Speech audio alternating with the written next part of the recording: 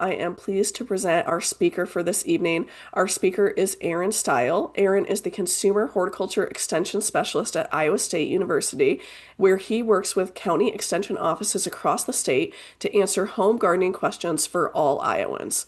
Aaron is the host of the TV show Gardening with Style on Iowa PBS and regular guest on Iowa Public Radio's weekly Hort Friday segment on Talk of Iowa.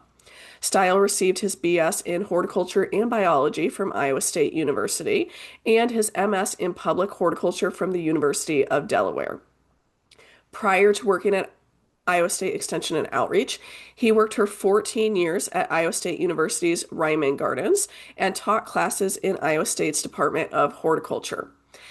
He has previously worked as host of Gardening Today, a radio program on News Radio 1040 WHO in Des Moines, as well as the Iowa Arboretum, Callaway Gardens in Pine Mountain, Georgia, and the renowned Longwood Gardens in Kennett Square, Pennsylvania. So Aaron is a host of wonderful information, and we're very excited to have him here with us this evening. Thank you for allowing me to join you here tonight. I am very excited to talk to you about matching a perennial's growing preferences to the garden location. We're going to be covering things and talking about things like light and drainage, soil, microclimates, and at the end of the presentation, I'm also going to give some examples of plants that thrive in common garden situations. So without further ado, let's get to talking about right perennial, right place. So why does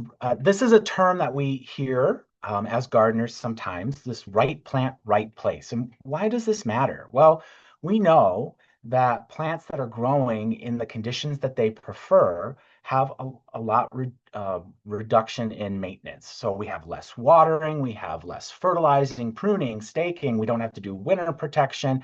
That means less inputs. So we don't have to spend as much time or money or other resources to manage this garden space. The plants are happier, they have fewer pest and disease problems. That means we are less likely to have to spend time or effort on chemicals or watering, those kinds of things. And in general, plants that are growing in their preferred conditions are going to have better survival and performance, which means we get a better looking landscape or garden with fewer inputs. And I mean, who doesn't want that, right? So let's talk starting with evaluating our site in the garden. To put the right plant in the right spot, we have to understand that location. And we're going to talk about several different factors to look at and evaluate in your garden space, starting with the light. Now, many gardeners are familiar with light, and of all the factors that we discuss when it comes to what plants need to grow well, the amount of sunlight it gets is often one of the things we're considering.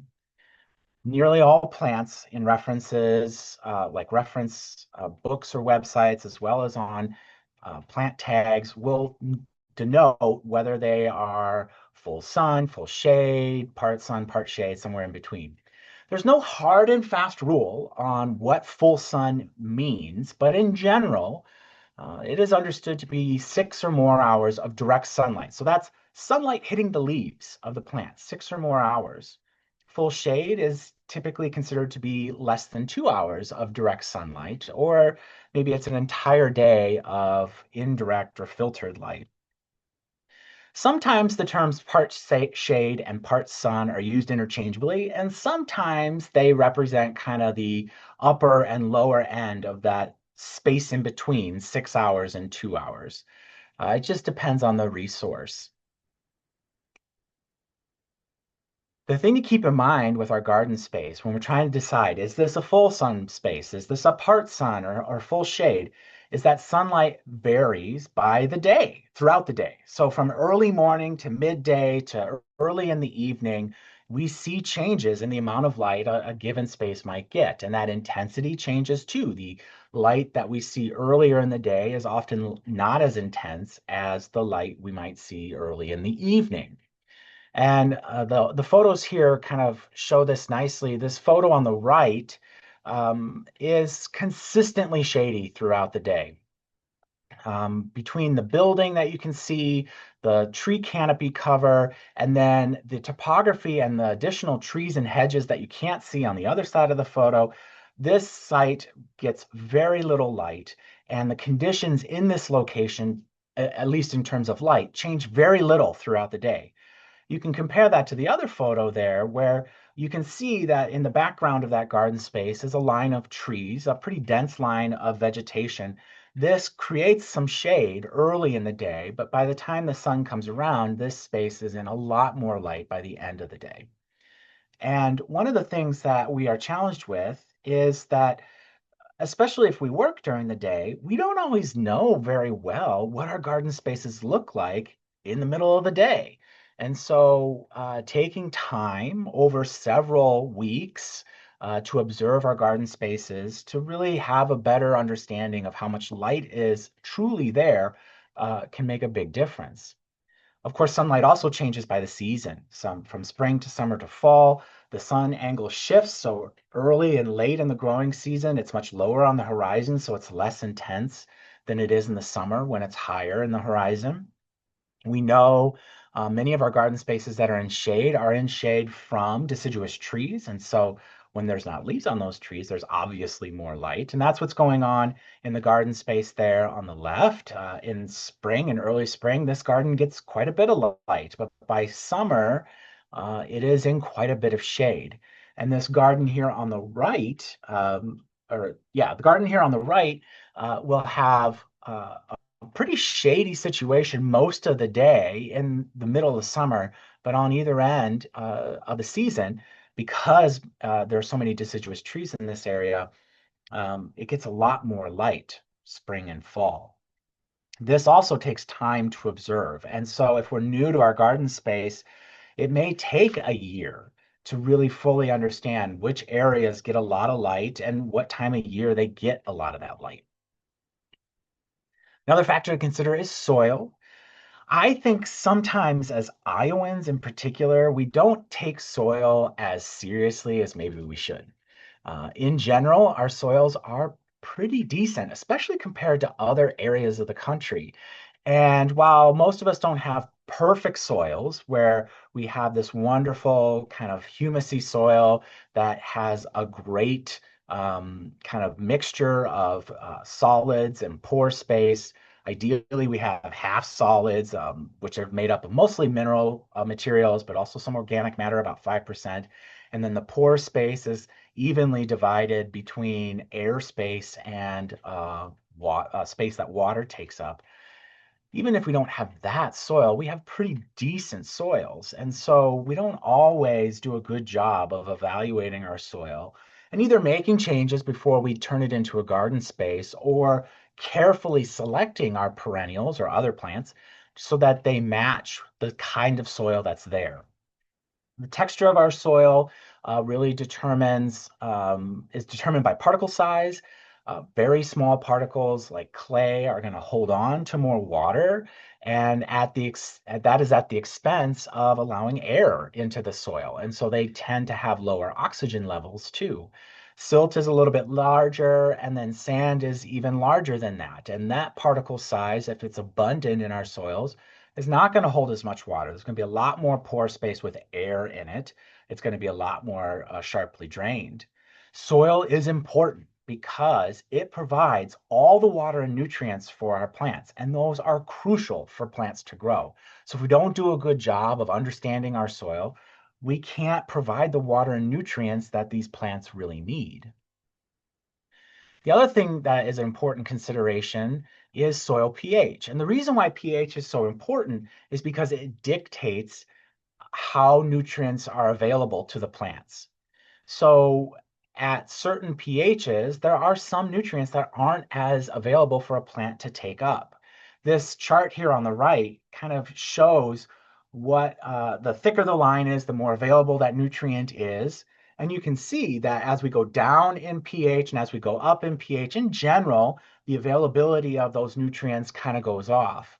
But each nutrient is a little bit different. And the other thing you'll notice is that if you look at the entire chart, it's about 6.5 to 7 where we have the best availability of the most nutrients. And it turns out that most plants really like about 6.5 as a pH. Now in Iowa, our soil pHs tend to be they could be anywhere between 5.5, 7.5, and there are extremes even beyond that, higher than 7.5 and maybe lower than 5.5. But in general, our soils do tend to be on the higher end of that range. The average garden is going to have a slightly higher pH than 6.5 in Iowa and much of the upper Midwest. It's primarily because of the base material for a lot of the minerals in our soil comes from limestone, and that just leads to a slightly more or slightly less acidic soil. Some plants are really picky about being in the right pH. They're not very tolerant of being in particular, we see this with plants that want acidity in the soil. Of course, a lot of us have more basic soils, and so we see problems with growing things like blueberries and pin oaks. These aren't perennials, of course, but or herbaceous perennials, but there are plants in all categories that do have maybe a preference for a pH that isn't what we have in our garden. And if we put that plant in our garden, it's not going to be happy. The only way to really understand the pH, the only way to really have a good idea of organic matter levels and the texture, all these things we've talked about so far with soil is to do a soil test. We talk in extension a lot about doing soil tests.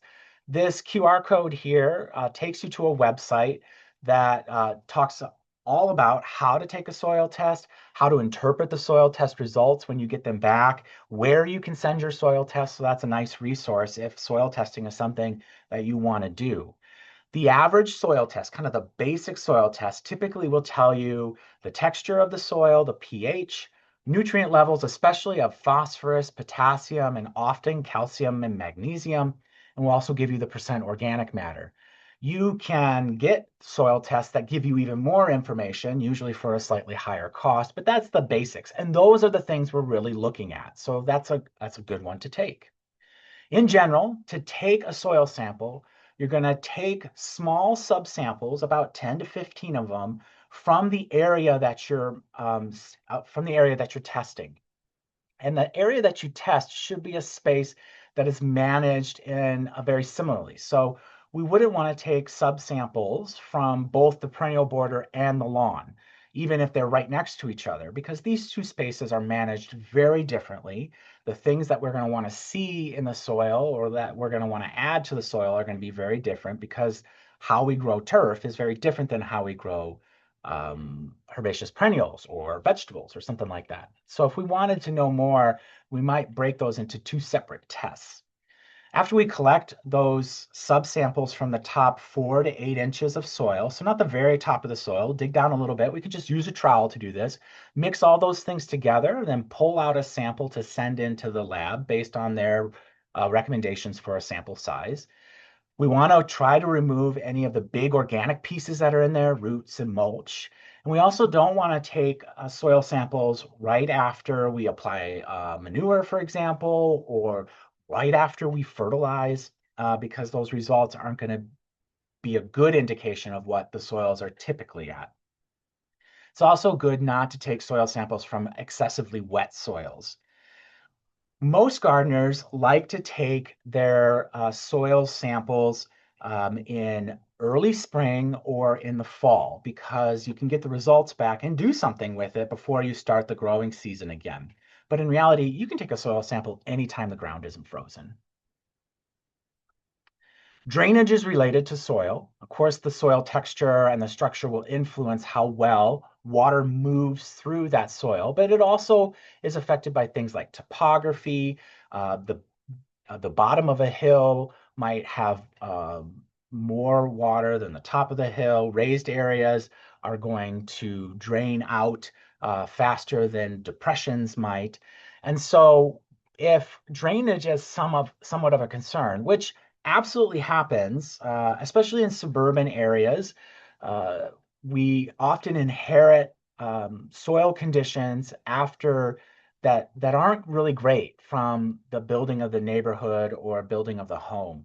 And so performing a percolation test can really help us get a really good handle on just how well does water move through this soil. Again, I have a link here that can take you to all the information about this, but the general method for doing a percolation test like this to see how well our soils drain is we're going to dig a hole between a foot and a foot and a half deep and anywhere from 4 to 12 inches wide. When we dig that hole, we want to make sure that we don't glaze the side of the hole because that will influence how well the water drains out. Um, and we can use a planting hole for this. So if you're planting a tree, you can dig the hole for the tree, do a percolation test, find out, hey, it's great for what I want to plant here, and then use that same hole for planting. And there's no problem with that. You'll fill that hole after you dig it, let it drain, then come back and refill it, measure it right away, wait 15 minutes, measure it again, multiply it by 4, and that tells you how many inches per hour your soil drains. If it's less than 1 inch per hour, you would classify that soil as pretty poorly drained. If it's more than 4 inches per hour, you would classify that soil as very sharply drained.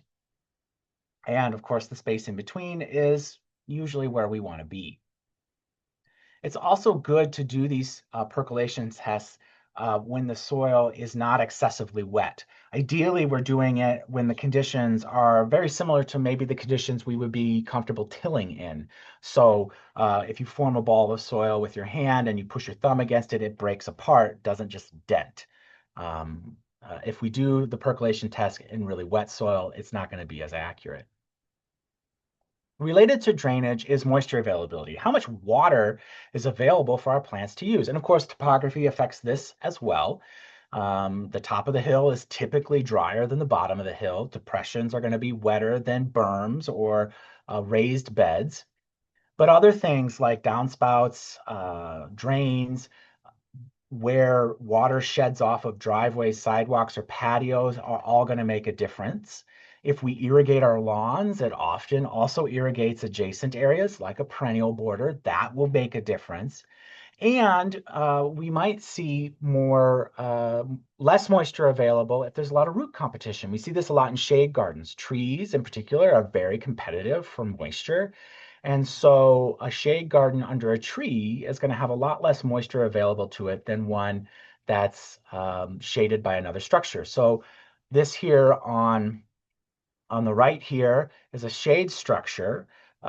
This garden is likely to be a little wetter than the garden just across from it that you can't see that's under the canopy of some large trees. And so understanding that is going to be really helpful in matching plants to where they're going to do well.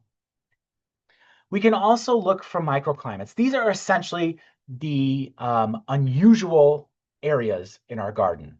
They are unusual because they are wetter or drier. And often what we're really interested in is they're unusual because they're warmer or cooler than all the other areas of our gardens. And there are a lot of things that can influence microclimates, but primarily they tend to be areas that are tucked away from the wind, prevailing winds.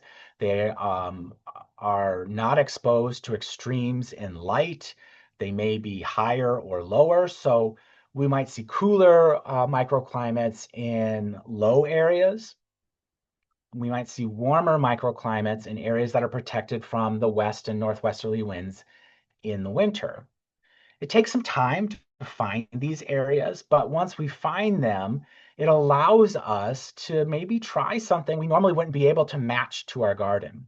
So this other picture on here with the tiny little plants in it, uh, well, the picture on the right is a nice microclimate. That is a little courtyard that is completely surrounded by hedge and fence, and it has a tree canopy to the south. And so it is very protected, and plants that normally wouldn't do as well in other parts of this garden do quite well inside that microclimate. The one on the left there is from my previous garden. I had this small microclimate that was surrounded on three sides by my brick home. And on the other side, it had my driveway and it opened up to the east. It also was a place that collected a lot of snow, so it had a good insulating layer most of the winter. And in that space, what you're seeing kind of emerge there is actually cast iron plant, which is a house plant typically for us here in Iowa. Depending on the source that you look at, it would say it was hardy in zone 7, some say zone 6, but this thing came back for me in this location every year. It came up really late in the year, but it was there every year. And I haven't had a chance to go back to that garden since I had to move away from it. But so I don't know if it's still there, but I had those plants there for more than 5 years and they were doing uh, pretty well. So I was able to take advantage of that microclimate as a result to grow something kind of fun. Of course, size makes a big difference too. How much space is available to accommodate the mature height and width of the plant. If we don't do a good job of spacing plants, of making sure that the space is large enough for the plant to be, we run into competition. We get poor airflow, which can promote more diseases that can limit growth. Of course, root competition can limit growth.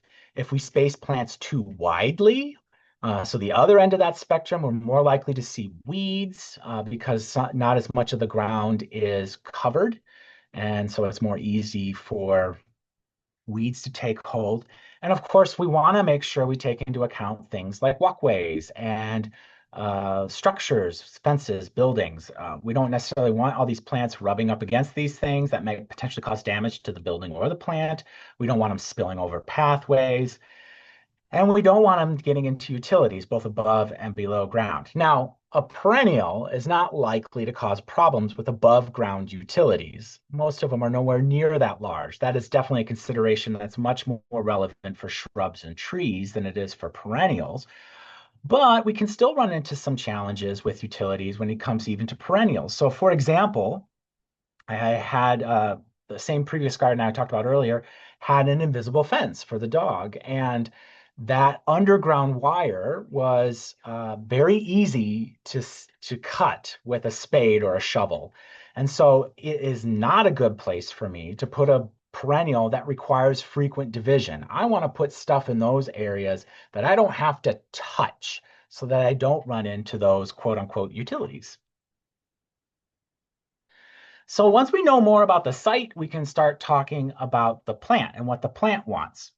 So we're going to start with temperature. This is probably one of the things we do the best in understanding about our plants, especially as Midwesterners. We often ask ourselves, is this winter hardy? Will this survive the winter? This is it's on top of mind for a lot of us when we buy plants. This and how much light it gets. So the USDA has a plant hardiness zone map that is a great guide for understanding what perennials might live in what areas of the country based on their cold tolerance. There are 13 zones that are divided into 10 degree Fahrenheit increments, and they're even divided into 5-degree Fahrenheit increments, an A and a B. And it is based on the average annual minimum temperature. So it is the lowest temperature recorded for the last 30 years. It averages those numbers. Most of Iowa is in zone 5. The latest map was updated in 2023. The northern half is in zone 5A. That means that on average, the lowest recorded temperature is somewhere between -20 and -15 degrees Fahrenheit. Zone 5B is -15 to -10. So on average, the lowest temperature we will see is somewhere between -10 and -15 in some place like Des Moines or Ames. And when we think about weather, that sounds about right. Of course, there are absolutely years that don't get that cold and get much colder than that. Remember, this is just the average. If you're living down in Lee County, you're officially in Iowa's banana belt. They are a zone 6. And there are still a few spots in northeastern Iowa in particular that are zone 4B. So on average, those locations might get down to, on average, down to minus 25, somewhere between minus 25 and minus 20. Now, we can also look at the other end of the spectrum when it comes to temperature and look at heat. And there is the American Horticultural Society put out a map, a heat zone map. And essentially, it looks at the number of days every year on average that are above 86 degrees Fahrenheit. Now, 86 degrees Fahrenheit sounds like a super random number, but it's actually very specifically chosen because it is at that temperature that plants start to decline and see heat damage, physiological heat damage. It's at that temperature that photosynthesis plateaus and starts to go down instead of going up. And that means that anything above those, plants are under more stress than below that temperature. Mini tags don't give us our heat zone. Iowa in this map is in 5 and 6 primarily, which means it has somewhere between 30 and 60 days that are above 86 degrees. This map, however, has not been updated since 1997. So that's a reason why it might not be used very often. I don't know if they're ever planning to update it. Of course, weather patterns are different than they were in 1997, now almost 30 years later. I think the other challenge with this is that we often don't think of heat stress the same way we think of as cold stress. It's less obvious. When a plant is stressed because of cold, it dies. When a plant is stressed because of heat, it slowly fades. And sometimes it will recover because the conditions get better, and sometimes it will fade all the way down and die. But it's not as immediate, it's not as dramatic, and so we don't think about it as much. We do, however, often classify perennials kind of in a cool season or warm season kind of category. Cool season perennials are those that just really want, in general, cooler temperatures. These are things like poppies, bleeding hearts, Brunnera, candy tuft.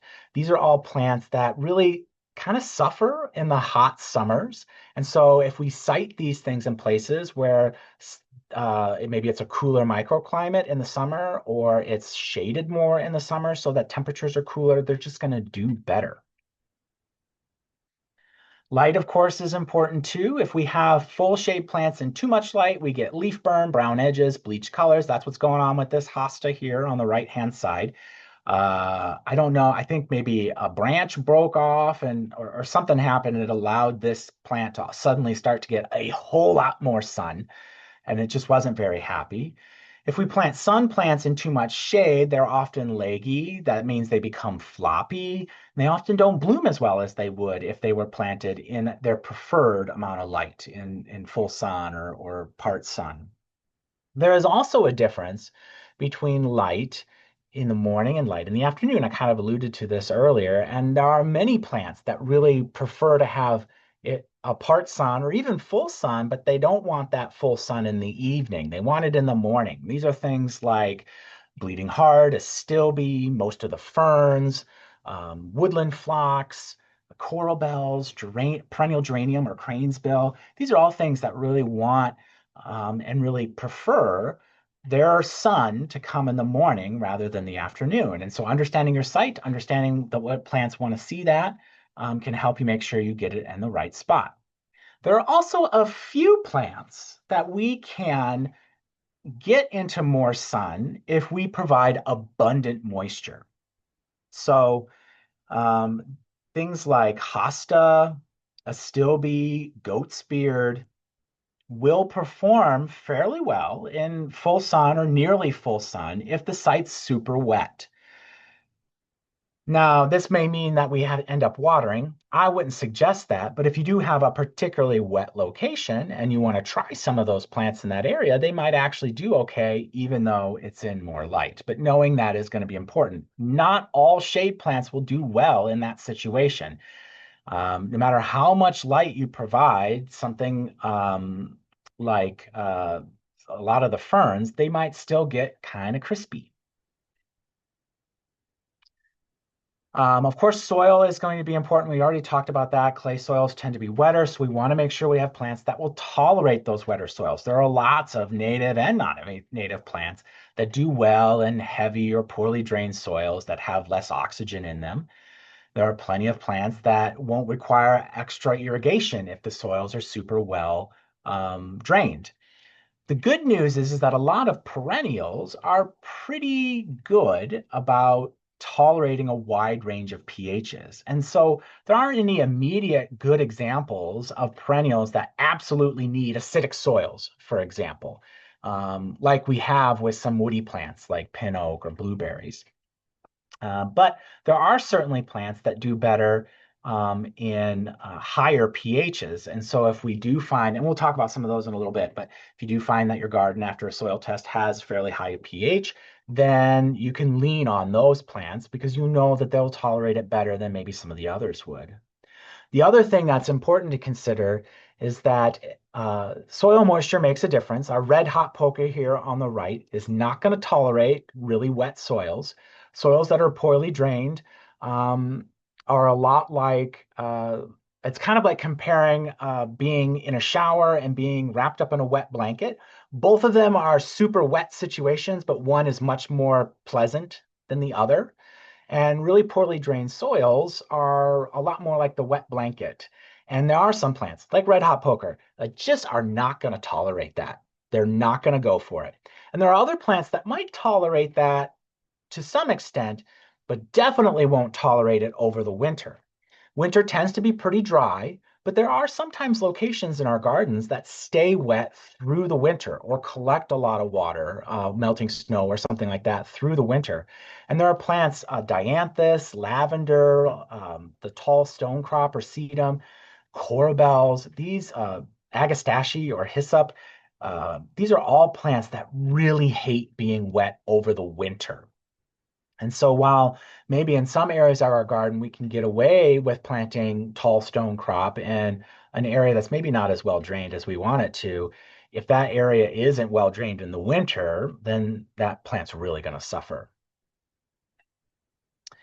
Looking again at water availability or water needs, we want to make sure that we're matching them and that we're grouping plants together that do well. So we know that water needs depend on light, on soil, on plant competition, soil texture, all of these things.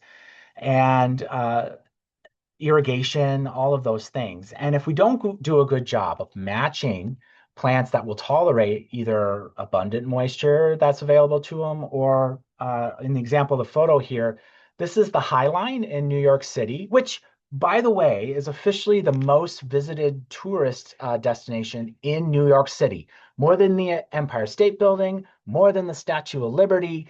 This is the most visited tourist attraction in New York City. It is an elevated railway that's been converted into a garden in Manhattan, and it has a very small profile. In some areas, the soil is maybe only less than a foot deep. It doesn't hold a lot of water. It's not irrigated for the most part. And so plants that are there have to be matched to that situation, or they're going to be a nightmare to take care of. This is a high traffic area. We don't want stuff looking bad in this spot. So we want to make sure that we're matching the water needs that the plant might have as well.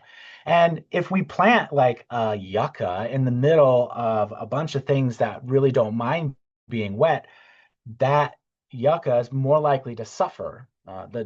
The dry lover is going to really suffer, and vice versa. If we're putting something that really requires consistent moisture in an area, even if it's surrounded by plants um, that aren't bothered by dry conditions, that one that wants consistent moisture is really going to suffer. And then if we try to offset it in extreme times by watering or something like that, we're going to upset that balance between those two as well.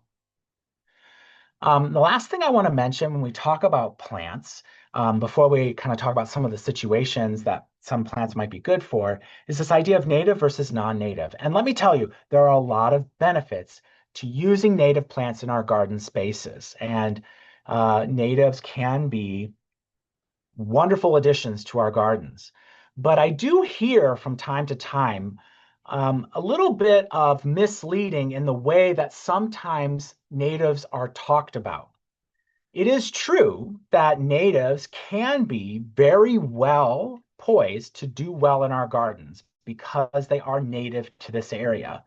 But natives are not universally better for all sites in our gardens than non-native plants. All perennials, whether they're native or not, have to be matched to their conditions. Woodland natives are going to suffer in the full sun. We can't put them in the full sun, even though they might be native. We can't put something that really wants dry conditions, like lead plant, in really heavy, poorly drained soils. Even though it's native, it's not going to do well. We still have to match those conditions. And so, while sometimes I think when people say that natives are better than non-natives and they will automatically do better in your garden because they're well adapted to the climate, well adapted to the site, it's implied that that means that also that they're matched with their soil conditions and they're matched with their light conditions. It's important to make sure that you understand that, and then we should talk about it in that way too, and not leave it up to be implied.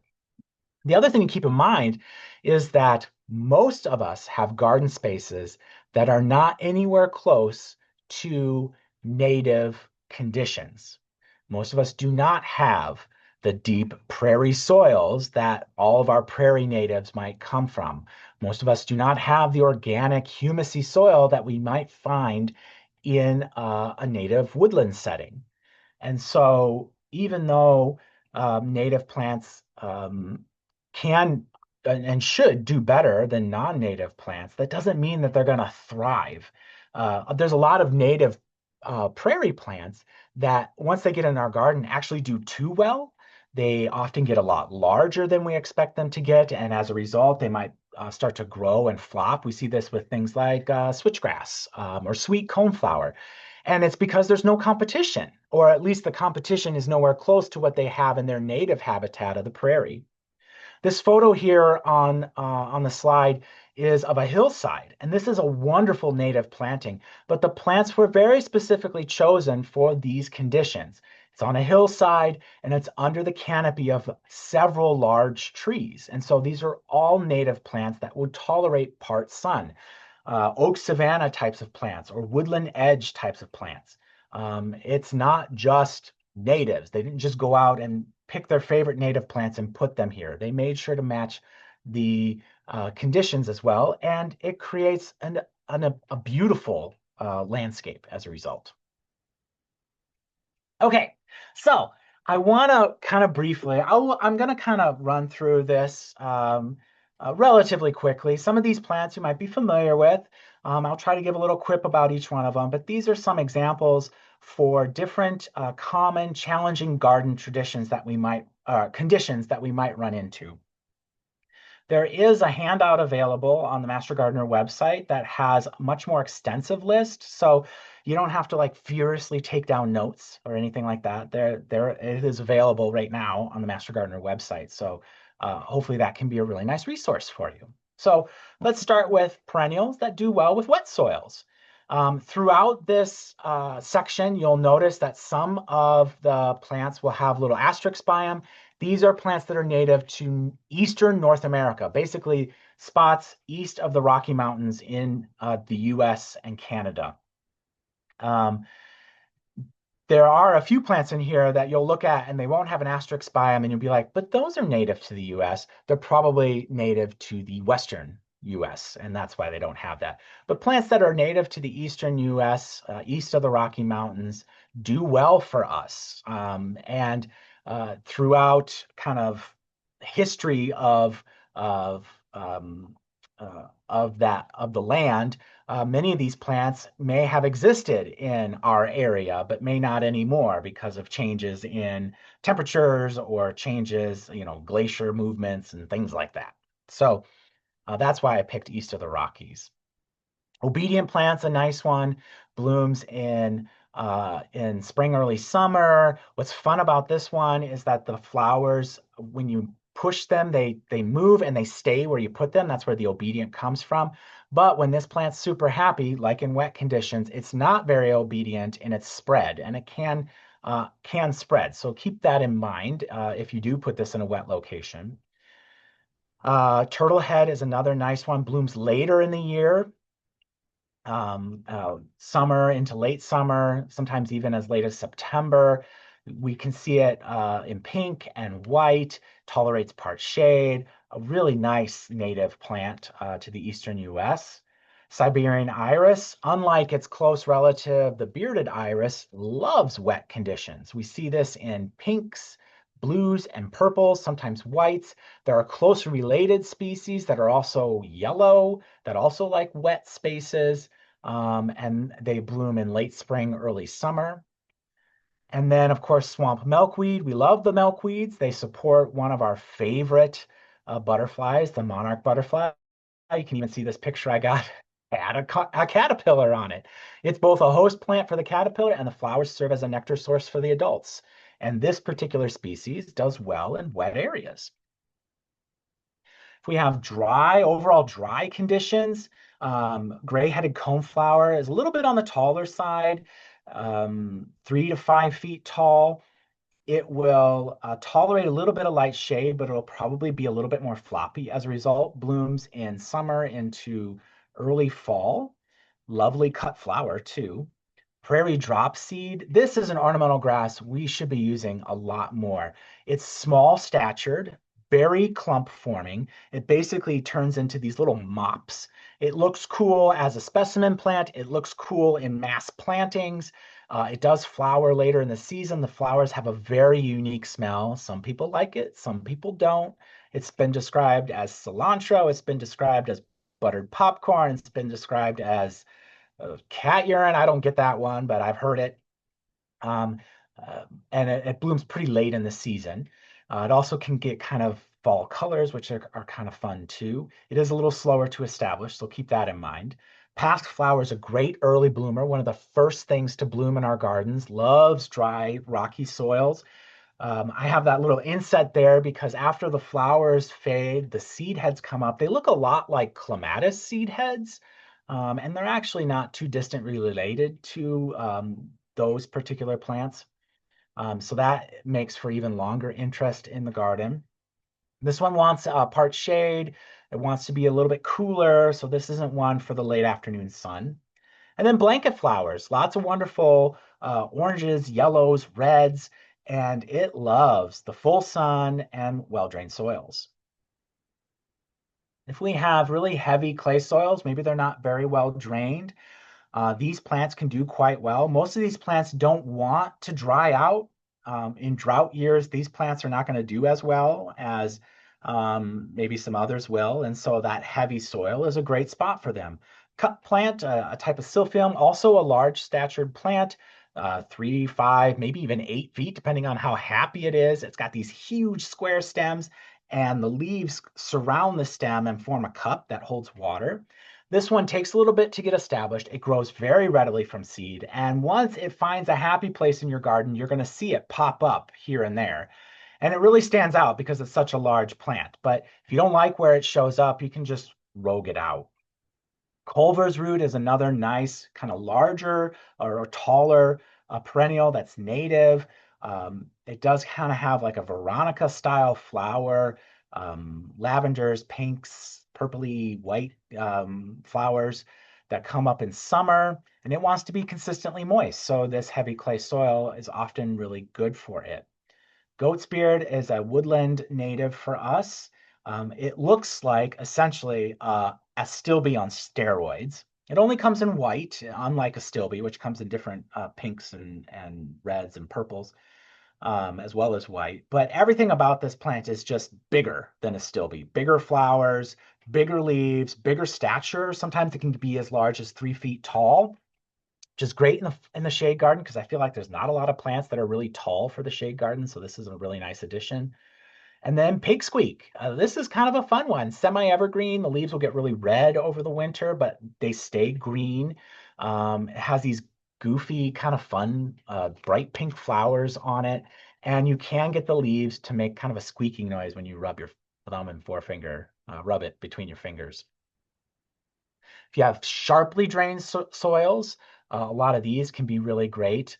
The yucca here, this is a cultivar called Color Guard. I love this cultivar. It is so pretty, really loves sharply drained soils, full sun, blooms in early summer. I often remove the bloom when it's finished because I think it looks nicer. Propagates by offsets, and once it gets established, it can sometimes be hard to get rid of, but it can take a little while to get going.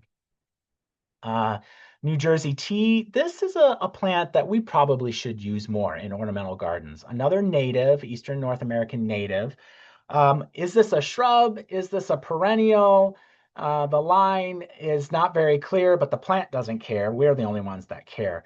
For us here in the upper Midwest, it almost always dies back to the ground, and so it acts as a perennial. In other areas, it might keep some above ground material that eventually turns woody, and there it acts a little bit more like a shrub. Pollinators love this when it blooms. You can see it's got really pretty flowers.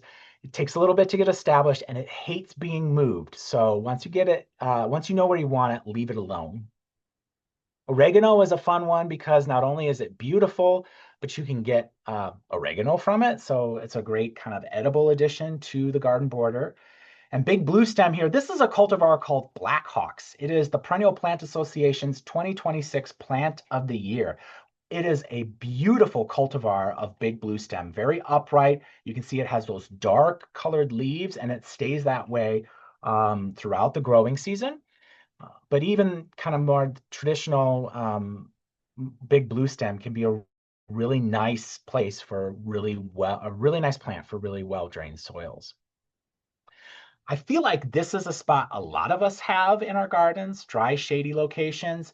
All of these plants can do really well in that, where there's a lot of competition from tree roots. Pennsylvania sedge is one of the few native sedges that readily spreads. White wood aster can really spread if you're not careful, but this is a nice late bloomer. I feel like a lot of stuff in our spring, or a lot of stuff in our shade gardens is focused on spring and early summer. This one comes on much later. Lenten rose is going to be one of the first things we notice. Sometimes it blooms in February for us, and it's semi-evergreen. Really does well in these dry but shady locations. Wild ginger is another native that does really well. It prefers moist, well-drained soils, tolerates dry shade pretty well, especially once established. And you'll find that this is a ground cover. The first couple of years, you're like, okay, this is nice. And then like year 3, maybe 4 or 5, it just explodes and it's everywhere. And you're like, oh, this thing is really happy here. So it may take a little bit to get established, but it often becomes this really nice ground cover. On the other end of that spectrum, if we have wet, shady locations, a lot of these are spring ephemerals. Virginia bluebells are beautiful in the early spring. They tend to die back and disappear by midsummer. So you want to make sure you site them in a spot where plants can kind of take over as they get larger so you don't have a hole in your garden. Any of the ferns that are native, and there are a lot of ferns that are native, sensitive fern, lady fern, ostrich fern, a cinnamon fern, interrupted fern, royal fern, Christmas fern. These are all native and really enjoy shady, kind of wet locations. And some of them, like lady fern, will and ostrich fern, will even tolerate more dry locations fairly well too. I love Jack in the Pulpit. This is another one that's going to disappear by midsummer, except if it gets pollinated and it forms its little seed pods, and then you have this little, looks like a cone of really bright red seeds. That's kind of fun. And Golden Alexander. This is one that really wants to be in part shade, probably more than full shade, but it tolerates a wide range of soil conditions. It's yellow. I feel like we don't have as many things that bloom yellow in the shade. And it's a good one to deadhead. Sometimes it can get a little seedy if you're not careful, so you got to watch for that. These are all great for high pH soils. Some of these are classic garden plants for us, Baptisia or blue indigo, lots of different types, lots of different cultivars, pinks and whites and blues and purples and yellows and mixes of those in between. Switchgrass, this is a picture of a really young switchgrass. This is a cultivar called Northwind. I love that cultivar because it's very upright. Some cultivars of switchgrass can be pretty floppy, especially if they're in too much shade. but they do tolerate high pH soils well. Lots of different geraniums. Some, the native one, Geranium maculatum, can be nice, but there's also some that are native to Europe and Asia that are also kind of nice, sprawly, part shade plants. False sunflower, good summer bloomer.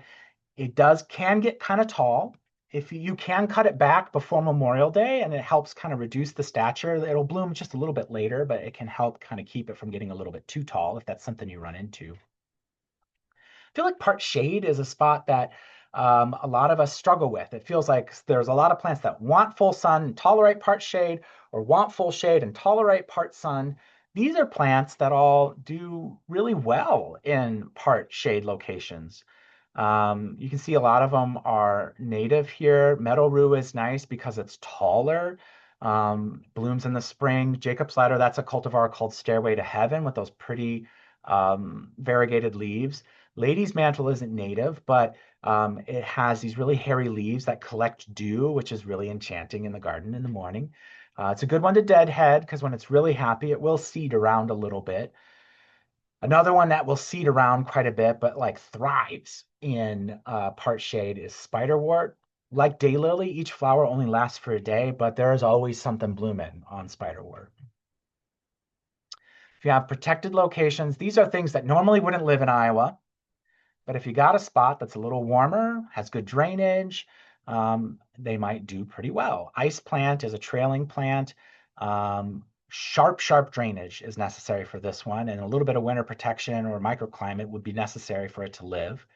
The hardy ground orchid is a terrestrial orchid. It's an Asia native, but it really likes part shade, cool sun. So this is not one for the afternoon sun.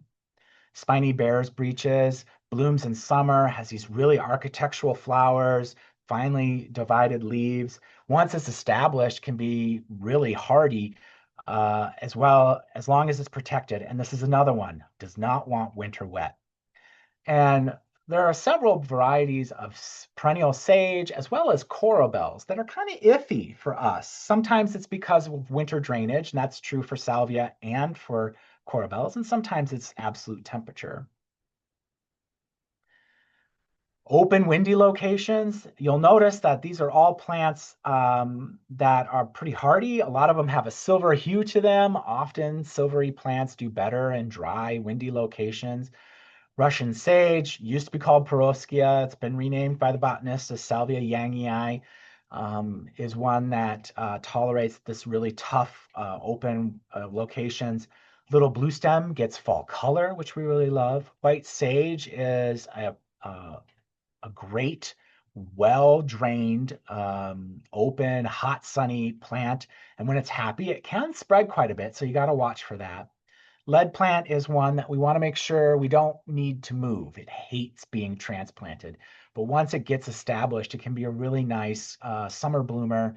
And then, of course, that fine foliage, it almost becomes shrub-like. Sometimes it dies to the ground. Russian sage does this too. Sometimes it dies to the ground. Sometimes some of it lives above ground. Some of these probably look very familiar to us. New England aster, pale coneflower. Of course, our typical purple coneflower would do well in these situations too. Tall stone crop is one that's not native, but easy to find and would be a great plant for that hot spot on the west side of your house between the driveway and the brick wall of your house or foundation. Catmint does love hot, sunny places, but it would need good moisture to stay looking good. This is another one that reliably reblooms if we cut it back after the first bloom. Sometimes we need stuff that's shorter. These are all things that are smaller statured. The purple poppy mallow is a fun one for dry or well-drained location. Kind of sprawls around, fills in areas, also doesn't love to be transplanted. So once it finds its place, leave it alone, and it'll kind of lay about the garden. Columbine and Barren strawberry are both woodland natives that do well in part shade to shade. And lamb's ear is one that wants well-drained locations. Gets a really funny flower on it. If you don't like the flower, just cut it off when you see it. And last, I want to talk about our large statured perennials. So hardy hibiscus, lots of great cultivars of this. They're all selections of native rose mallows or swamp rose mallows. This Aurelia, specifically the cultivar Sun King, is a great part shade to shade plant that can get 3 to 5 feet tall. We don't have a lot of stuff that's that big in the shade. Joe Pye weed's great for wet locations, and a lot of goldenrods get a lot bigger than we anticipate them to be. And giant goldenrod is a good example of that, but many others are too. You have to be careful with goldenrod. Some of them can be quite aggressive in their spreading, and both by runners and rhizomes and by seed, but they can be really nice natives in the right situation, back of the border. Many of us do have some things that we do by mistake. And so I just want to call attention to some of these things because even with the best intentions, we've all probably done at least one of these accidentally. Planting a sunlover in the shade. When we do that, we see stretching like this monk's hood here on the right, not considering soil and drainage. I talked a lot about this throughout the talk, but there are plenty of plants that on paper look like they might do well, but we haven't considered the soil very carefully. It doesn't want to be wet all the time, or it doesn't tolerate drying out, and our soil does that. And so making sure we look at that carefully is important. Also, assuming just because it's native, it's going to work. We still have to match native plants to our growing conditions. Most of us have probably planted something in a spot it was too big for. Some of this is because in garden conditions, plants are happier. And so the range of height and width that's given on the plant tag, it's almost always the larger end of that range than the smaller end, but we want to believe the smaller end of that range. And so sometimes that leads to us kind of crowding plants out. And sometimes that means they end up too close to walkways where they flop over, or this poor bench here that nobody's going to be sitting on while this miscanthus is there. Um, when they're too big for their space, that means more maintenance. You're pruning, you're digging and dividing to make them smaller, and that can cause challenges. And then we've all planted aggressive spreaders. And I don't mean invasive plants. Native plants can be aggressive. I'm thinking of the white sage as an example, or goldenrod sometimes. We've all put that plant in the location, and this might be the one situation where not matching its conditions really helps, because this chameleon plant here is one that really prefers wet conditions, but if we put it in really dry conditions, it's not nearly the thug in the garden that it would be in wet conditions. I don't know. This one's pretty aggressive. I'm not sure I would plant it at all, but I have seen it around. And if you do put it in a really dry location, it's a little easier to manage, even though it wants to be in a wet one. Hopefully that's given you some inspiration here. I know we're right up on the hour. I'm happy to stay on if you're happy to stay on for a little bit to answer a handful of questions. The QR code there takes you to the Yard and Garden website. Lots of information on the Yard and Garden website. But Alicia, I'm sure there are questions, so I'm happy to answer a few here. And I know if you have to duck out, I understand. Aaron, thank you for being here. Aaron is such a wealth of information, and as you could see, he could just go on and give all of the information. So let's just get to a few questions here. There were a lot of questions about soil testing. Can you Mm. talk about the typical cost of a soil test and what kind of, contamination will soil tests reveal? What is this going to tell people about their soil? Yeah. The average soil test is somewhere between $20 and $30. It depends on the lab you use. And the link that's in the resources as well that was on the website or on the presentation earlier gives quite a list of different labs that you could potentially use to have your soil tested. Um, we did kind of talk about the typical things that a standard soil test would give you: organic matter percentage, nutrients, especially phosphorus, potassium. It will tell us pH, which can be a really important consideration. And then after that, it does vary a little bit from lab to lab, what's in their standard tests. Contamination can be tested for, but it is typically not part of a standard test. In fact, I don't know of any situations where it is part of a standard test. And so that would be something that you would pay extra for if you were concerned about lead or arsenic or something like that, some of the heavy metals. And there is information about heavy metal testing. And if you get test results that show you heavy metals because you paid for that, on those websites as well to kind of help you deal with that. Great. Yeah, that question always comes up when people are thinking about vegetable gardens and they Yes. don't want to put them in spaces where there's going to be some sort of big contaminant issue. So then we had a few questions that kind of went together. One of them, and you've had a lot of experience with this, so I'm wondering what sage wisdom you can pass on to people. If you have to leave a home and you have to leave some of your beloved perennials behind, how do you come to terms with that? Yes, you take them with you. You absolutely can, in the purchase agreement, say, I'm taking these plants. And often you can't take as many plants as you want, both because it might be a lot of work and because it might leave what looks like the Grinch after he invaded Whoville, right? Um, but you absolutely can do that. I have done that. The good news is that 9 out of 10 home buyers want less of a landscape than you want, and so they don't mind as much. 3 out of 4 statistics are made up on the spot, by the way. And then sometimes buyers might be really interested in which plants you're taking. Sometimes you can take part of it and replant. So if it's a large plant, I've taken part of it, replanted so that it's still in the garden, and then taken part of it with me.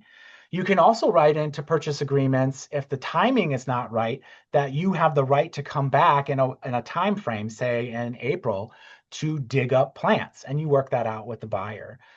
Most buyers are more than happy to work with you on these things because, yeah, this stuff happens. Oh, I can just imagine rolling back up to my house that I sold and saying, I'm here to dig I up all the know. plants. I have never had to do that. I've always just taken them with me when I moved.